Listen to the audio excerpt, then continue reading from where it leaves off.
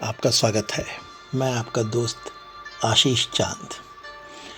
दोस्तों, आज का विषय है क्यों। मैं आपसे ही एक प्रश्न पूछ रहा हूँ, क्यों। प्रश्न दोस्तों ऐसे निकल के आता है कि क्या तुम अपने कार्य क्षेत्र में जागृत हो, और क्या तुम अपनी सामाजिक जिम्मेदारियों के प्रति भी जागृत हो, और इनके साथ साथ क्या तुम स्व के विकास में भी पूर्णतः शामिल हो। ये है दोस्तों प्रश्न। तुम्हारी शांति, यदि आपका उत्तर हाँ में है तो मैं इसको आगे बढ़ाता हूँ। तुम्हारी शांति, शाश्वत सांत्वना वह तुम्हारे भीतर एक गहरी खुशी ला रखती है।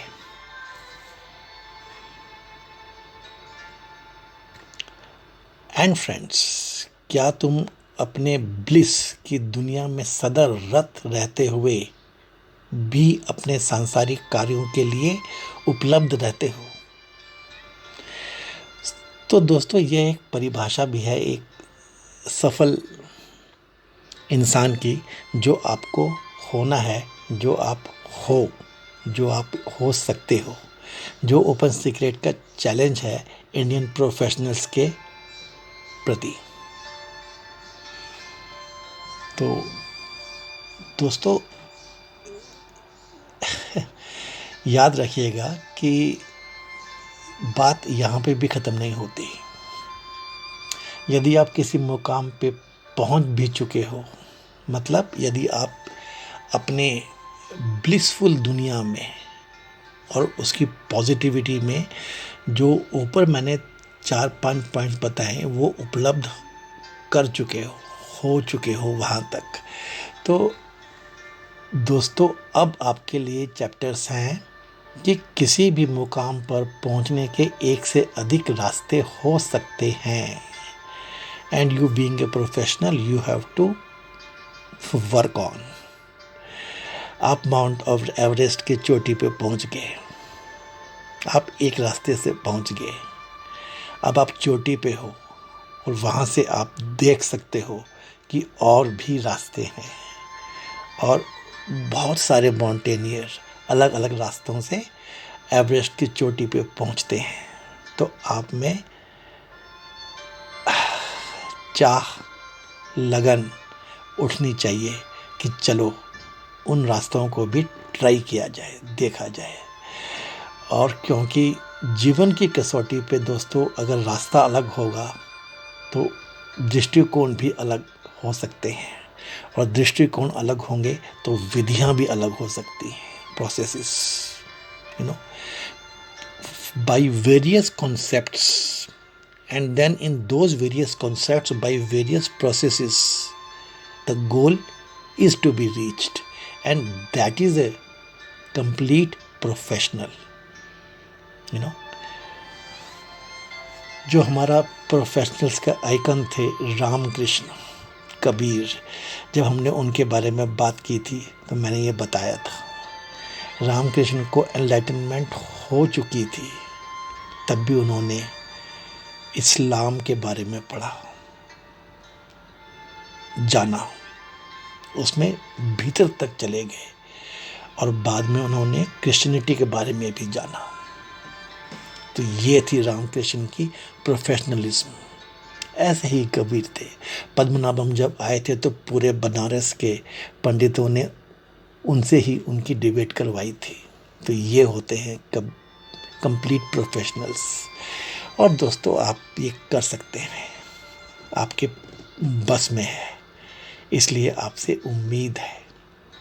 आप ही देश, समाज, अपने लिए तो पक्की बात है बहुत कुछ कमा सकते हैं। तो इस संदर्भ से आगे बढ़ें तो प्रश्न तो यही निकल के आता है कि क्या बिगाड़ दिया तुमने कि अब तुम कुछ जान ही नहीं पाते। दोस्तों, आज का जो चैप्टर है ना, हम छोटी छोटी कहानियों से आगे बढ़ाएंगे। तो दोस्तों, पहली कहानी पकड़ते हैं कि एक राजा था और दोस्तों उसने एक दिन रात को सोए सोए अपनी डेथ का सपना देखा, चौंक के जाग गया। कहा जाता है कि उस सुबह का सपना सच होता है। राजा तो सपने में देखा उसने कि यम आ गए थे। उन्होंने कहा, यम का दूत आया था, उन्होंने कहा कि कल 6 बजे शाम को मैं तुम्हें ले जाऊंगा। राजा हो इसलिए बताने आया हूं। राजा चौंक के जाग गया, जाग उठा। उसने तो पूरे महल में सबको बुला लिया। दोस्तों, हर तरह के तो उसके यहाँ पे पूजा करने वाले थे। हिंदू थे, क्रिश्चियंस थे, इस्लामिक थे, पारसी थे, उसके यहाँ तो बुद्धिस्ट, जैनी थे, सबके पंडितों को बुला लिया।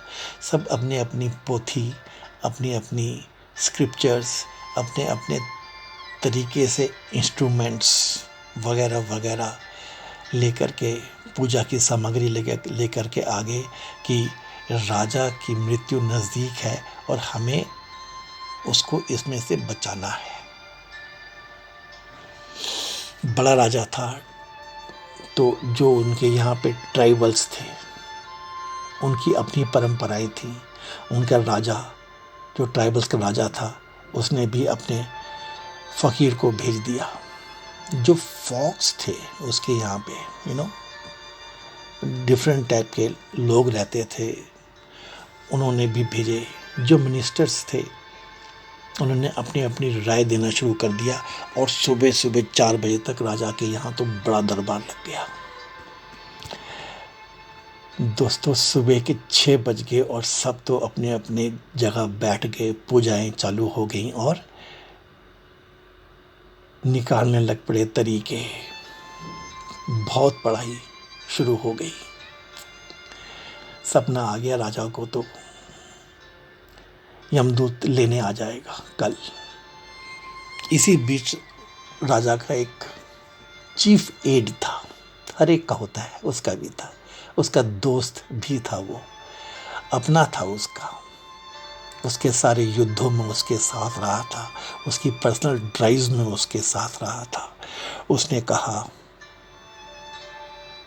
कि राजा, तुमको तो यहाँ से निकल जाना चाहिए, यहाँ से निकल जाओ, भाग जाओ तुम यहाँ से। ये जितने भी पंडित पुजारी बैठे हैं ये कुछ नहीं कर पाएंगे, ये कुछ नहीं कर सकते, ये ऐसे ही समय व्यतीत करते रहेंगे, वेस्ट करते रहेंगे। ऐसे बचना इनके ज़रिए तो बिल्कुल भी पॉसिबल नहीं है। राजा भी पिछले 3 घंटे से ऐसा ही सोच रहा था, बहुत परेशान था राजा।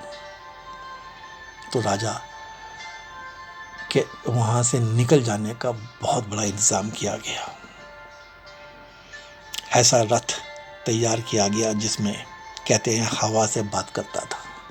और सुबह सुबह 4 बजे राजा अपने रथ में निकल लिया। साउंड के ज़रिए मैसेज भेजे गए। जो बॉर्डर क्रॉसिंग करनी थी वहाँ तो एक दुश्मन राज्य था, लेकिन राजा तो दोस्ती होते हैं, उन्होंने उसका ज़रिया निकाल लिया था। राजा को बाईपास पैसेज दे दिया गया था और दुश्मन के राज्य के पार एक दोस्त राजा था, उसके यहाँ पे एक काला घोड़ा था। कहा जाता था कि उस काले घोड़े पे सवार यदि हो जाए तो वो देवताओं से भी तेज भागने वाला घोड़ा था, उसे तो कोई पकड़ नहीं सकता था। तो सब कुछ अरेंज हो गया था और ये राजा अपने इस रथ पे दुश्मन के एरिया से भी निकल गया और भागता भागता भागता अपने मित्र के देश में पहुंचा। वाइट हॉर्स उसका इंतज़ार कर रहा था और वाइट हॉर्स पे बैठ कर के वहाँ से वो निकल लिया। और दोस्तों फिर दोपहर हो गई, शाम को 3-4 बज गए। अब राजन बहुत संतुष्ट था, वो अपने देश से बहुत दूर निकल आया था। अब उसे शांति थी, उसने बहुत ठीक डिसीजन लिया था और उसने अपने घोड़े को एक जगह रोक दिया। घना जंगल था, दूर दूर तक कुछ दिखता नहीं था, सूरज भी डूब सा रहा था, अब अंधेरा सा हो चला था। चलो बच गए।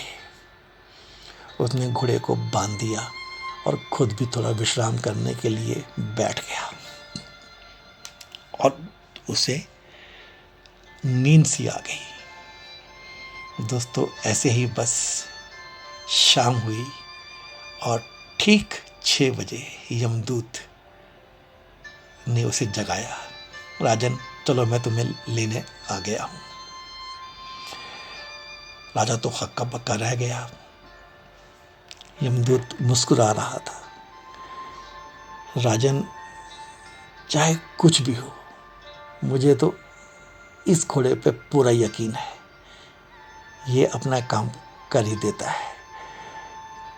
ये जगह और ये वक्त मुझे नहीं लगता था कैसे होगा, लेकिन मुझे इस पे पूरा यकीन था। राजा दोस्तों सोचता ही रहा, सोचता ही रहा, सोचता ही रहा। चाहत थी उसकी, लेकिन और दोस्तों आपने तो वो गरुड़ की और यम की कहानी सुनी हुई होगी। एक दिन गरुड़ विष्णु जी को लेके महादेव जी के यहाँ कैलाश पर्वत पे पहुंचा था।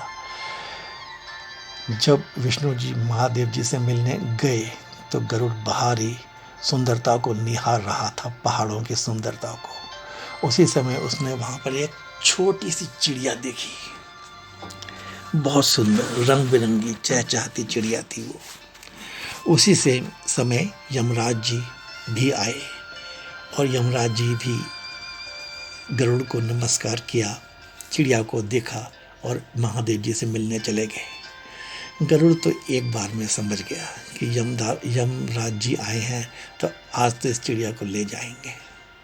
उस चिड़िया पे गरुड़ जी को बहुत प्यार आया। गरुड़ जी ने उस चिड़िया को अपने पंजों में पकड़ा और हजारों कोस दूर एक पहाड़ी पे छोड़ दिया और वापस आ गए। अब गरुड़ जी थे, भगवान का वाहन थे, उन्होंने तो कुछ ही पल में ये काम कर दिया और सोचा चलो चिड़िया अब बच गई।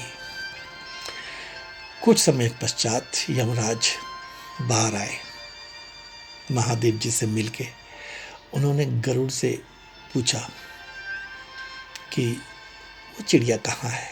गरुड़ जी मुस्कुराए और उन्होंने कहा कि कहा कुछ नहीं, बोले मुझे नहीं पता। तो यमराज ने बताया कि मैं सोच रहा था कि आज तो इस चिड़िया को का अंतिम दिन है, लेकिन उसे जहाँ से उठाना है वो तो यहाँ से हजारों कोस दूर जगह है, निर्जन सी पहाड़ी है। अब ये छोटी सी चिड़िया वहाँ कैसे पहुँचेगी, ये मुझे समझ नहीं आ रहा था। चलो कुछ तो हुआ होगा। यमराज जी चले गए मुस्कुराते हुए। अब दोस्तों गरुड़ भी सोचता ही रह गया, होनी को कौन टाल सकता है। तो दोस्तों राजा भी सोचता रहा, गरुड़ भी सोचता रहा। चाहत थी दोनों की, अब ये चाहत से क्या कर सकते हैं।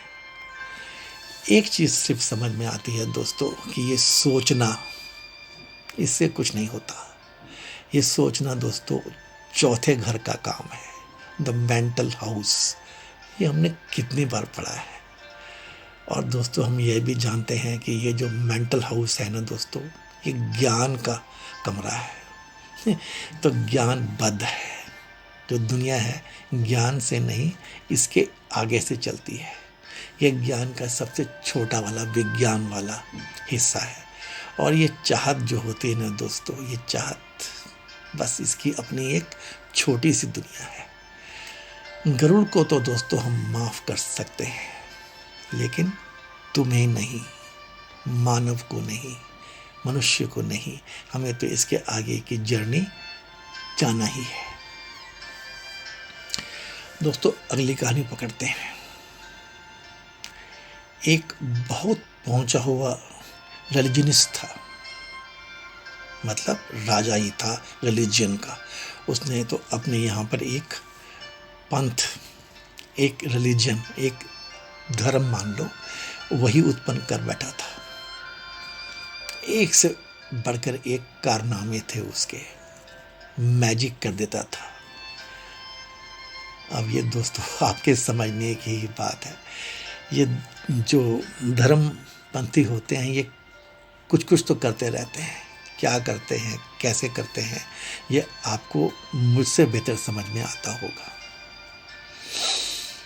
आज उसने क्या किया कि पूरा गांव जमा कर लिया था।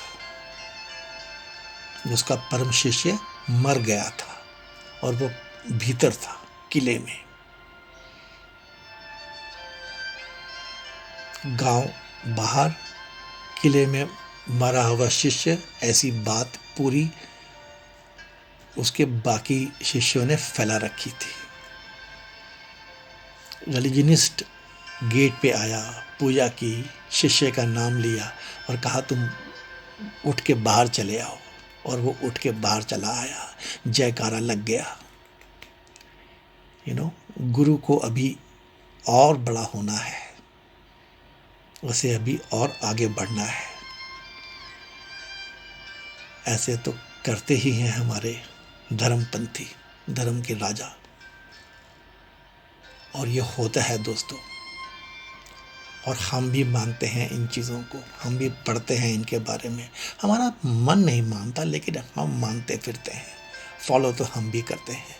इस सत्य को आपको पहचानना है। और ये होगी दोस्तों तीसरी कहानी। इसमें क्या है, चाह तो है और चाह को रिफाइन कर रहा है। ये जो एक तरीका है, एक गुरु जो है।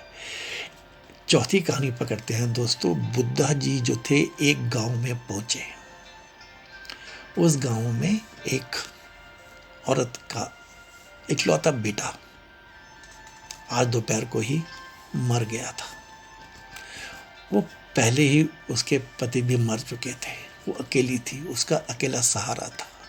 वो औरत बहुत रो रही थी, उसे समझ नहीं आ रहा था कि क्या करना है। तो गांव वालों ने कहा था कि आज शाम को महात्मा बुद्ध आ रहे हैं, उनसे अपनी व्यथा बताना, वो ज़रूर तुम्हारा समाधान करेंगे, भगवान है वो। ये गांव वाले दोस्तों और ये हम। और बुद्धा जैसे ही गांव में आए तो औरत उनसे सबसे पहले मिली और उसने अपना दुखड़ा बुद्धा को बताया। तो दोस्तों बुद्धा ने उसकी बात सुनी, फिर कहा ठीक है, तुम आज शाम की पूजा के बाद ही आ जाना, बस एक मुट्ठी चावल ले आना। और एक चीज़ करना कि चावल उस घर से लेके आना जिस घर में आज तक किसी की कोई डेथ ना हुई हो। बुढ़िया तो बावरी सी हो गई, खुश हो गई, हर कुटीर पे गई, हर घर में गई, हर जगह उसने बताया, भीख मांगी। सब ने कहा क्या बताएं तुझको, तुझे एक मुट्ठी क्या, हम एक बोरी चावल, गेहूं, अनाज दे सकते हैं, लेकिन हमारे घर में क्या, किसी भी घर में आज तक ऐसा तो हुआ ही नहीं है कि किसी की डेथ ना हुई हो, कोई मरा ना हो। और धीरे धीरे धीरे दोस्तों कुछ घर में जाने के बाद बुढ़िया को यह चीज़ समझ में आ गई कि ये मौत, ये मरना, ये तो विधि के हाथ में है। और वो बुद्ध के पैरों में गिर गई। तो बुद्ध ने उसको आशीर्वाद दिया और सन्यासिन बना लिया और कहा कि चलो दुनिया बहुत आगे है, तुम्हारे लिए और बहुत सारे काम हैं। तो दोस्तों ये हुई हमारी चौथी कहानी। संकल्प अलग है, चाह अलग है। दोस्तों संकल्प की आयु है और चाह संगी है, साथ चलती है। तो चाह को रिफाइन करना चाहिए। यदि चाह को रिफाइन नहीं करेंगे तो देखिए दोस्तों, मैंने सिर्फ बड़े बड़े लोगों की कहानियाँ सुना रहा हूँ। कोई राजा है, कोई अपने पंथ का, धर्म का राजा है। गरुड़ जी की कहानी है और ये बुद्ध की कहानी है, और सब अपनी अपनी चाह से ड्रिवन है। और आपको मैं ये इसलिए सुना रहा हूँ कि मेरा ये सतत मानना है कि आप सब भी, जो हमारे ओपन सीक्रेट के मोस्ट डिजर्विंग सीनियर्स हैं, वो सब भी अपने अपने फील्ड के राजा ही हैं। ये है बात दोस्तों, अपने अपनी फील्ड के राजा ही हैं। उनको तो वो टोटली पॉजिटिव करेक्टर बनना ही है, जो भारतीय परंपरा के हिसाब से स्वस्थ कहलाया गया है। अपने क्षेत्र, अपनी सामाजिक जिम्मेदारियां के प्रति टोटली जागृत और स्व के विकास में भी पूर्णतः शामिल हमेशा। और शांति ऐसी उसकी कि उसके भीतर हमेशा सांत्वना और खुशी की लहर चलती रहती होगी। आपको ऐसा होना ही है कि ब्लिस की जो दुनिया है, आपकी दिव्य दुनिया जो है, उसमें आप रत हैं और आप संसारिक कार्यों के लिए ऑलवेज अवेलेबल हैं। और इसके बावजूद भी आप अलग अलग रास्ते, दृष्टिकोण और विधियों में भी काम कर रहे हैं। ऐसे हैं आप। तो आपके लिए ही मैंने ये कहानियाँ चुनी हुई है। तो दोस्तों,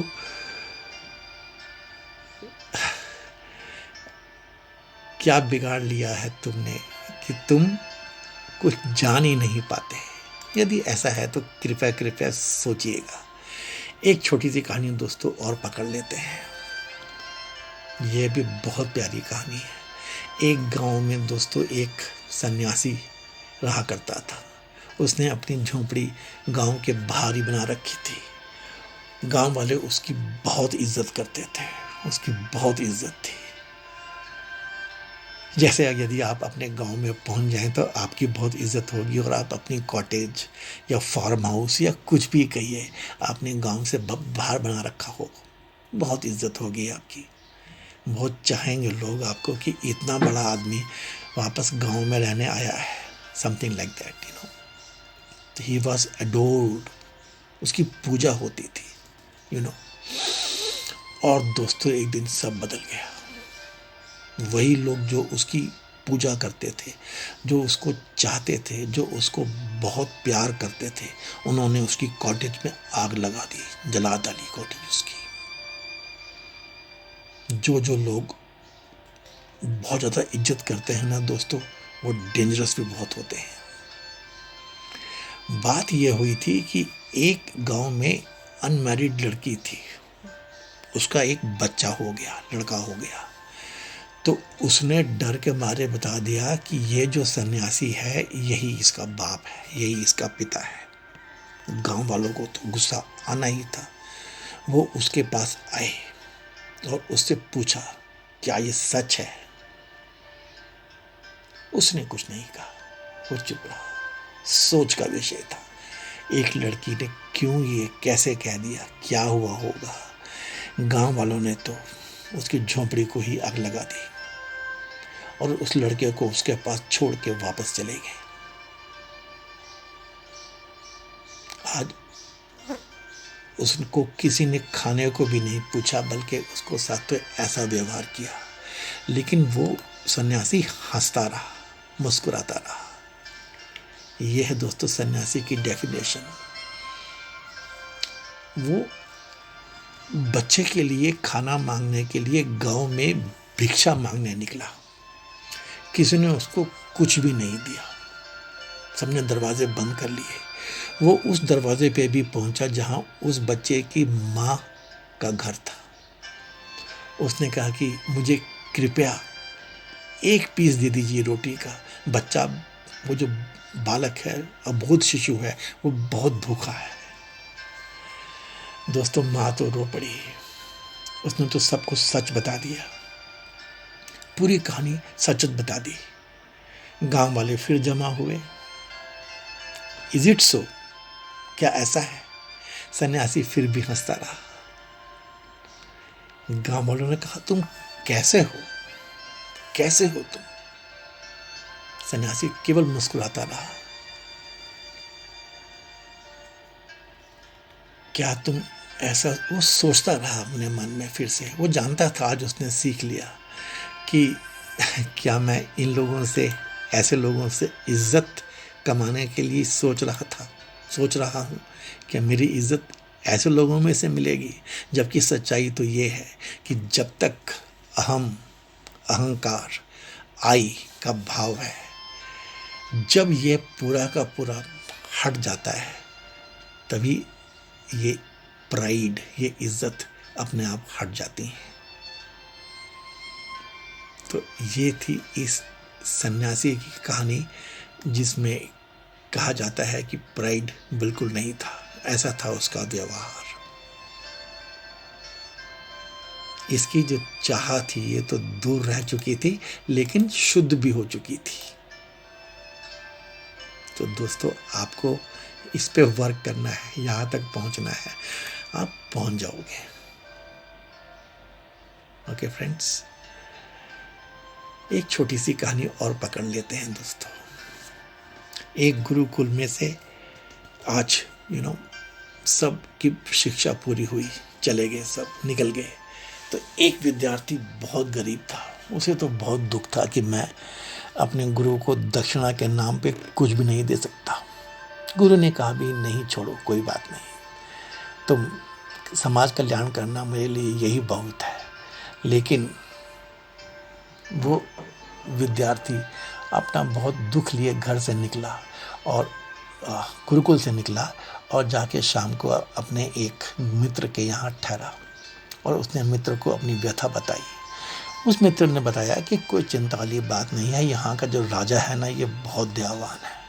सुबह सुबह जो उससे पहला आदमी जो भी मांगता है वो उसको दे देता है। ये तो बड़ी खुशी की बात थी। विद्यार्थी के मन में था कि मैं तो 5 अशर्फियाँ सोने की मांग लूँगा और उसको दे दूँगा गुरु को। वो सुबह सुबह ही उठ के नहा धो करके उस बाग में पहुँच गया जहाँ पर राजा सबसे मिलता था।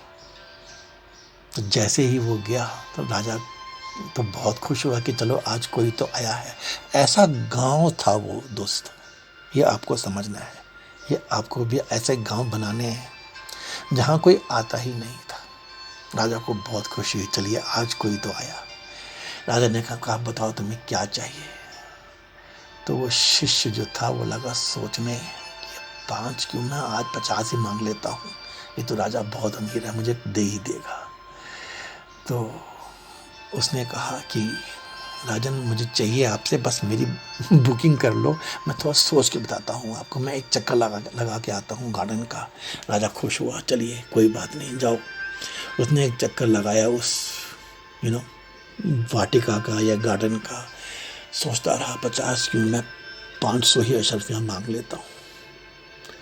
तो 500 से क्या होगा, मैं 5000 मांग लेता हूँ। ऐसे करते करते जब तक वो चक्कर लगा के वापस पहुंचा तो उसका मन यहाँ तक पहुंच गया था कि चलो राजा से पूरा राज्य ही मांग लेता हूँ, ये तो दे देगा मुझको, इसको तो देना ही है, क्यों मैं ऐसे चक्करों में पड़ा हूँ। तो जब वापस पहुंचा तो उसने कहा कि चलो मैं पूरा राज्य ही मांग लेता हूँ इनसे। तो उसने कहा कि मुझे तो आपका पूरा राज्य चाहिए। राजा के चेहरे की खुशी, उसने कहा, बहुत कृपा की मुझ पे, अब आप इसको ले लीजिए कृपया और मुझे बंधन से मुक्त कीजिए।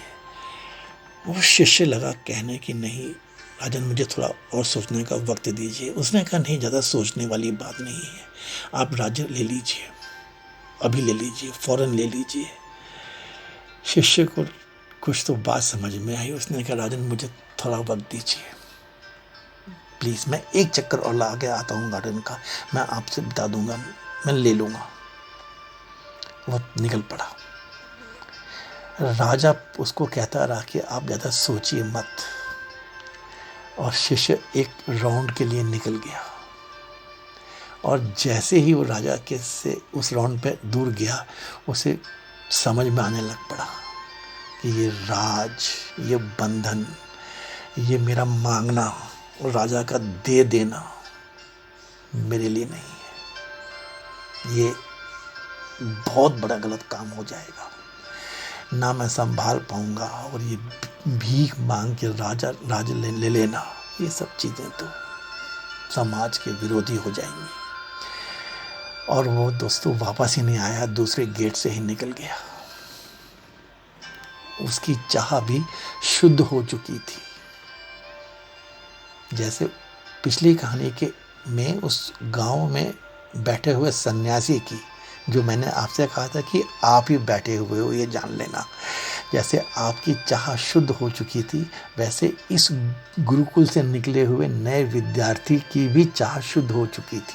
तो यह है आपकी पूरी journey, right from beginning out from your college to having ended your career and having settled. चाह शुद्ध हो चुकी है आपकी, बीइंग एन इंडियन। इस चीज़ को आपको समझना है। यदि आपने इस चीज़ को समझ लिया और इस पे आपने जरा भी वो काम कर लिया, तो अवश्य ही दोस्तों आप भारतीय परिभाषा के अनुसार स्वस्थ हो जाओगे। और ये स्वस्थ होना ही आपका मार्ग उज्जवल कर देगा। धन्यवाद दोस्तों, thank you very much. I hope आपको ये 6 छोटी छोटी कहानियों के तरीके से जीवन की एक सच्चाई के बारे में जागृत करने का मेरा प्रयत्न आपको पसंद आया होगा। Thank you friends, please like it, share it. May God be with us all. Thank you friends.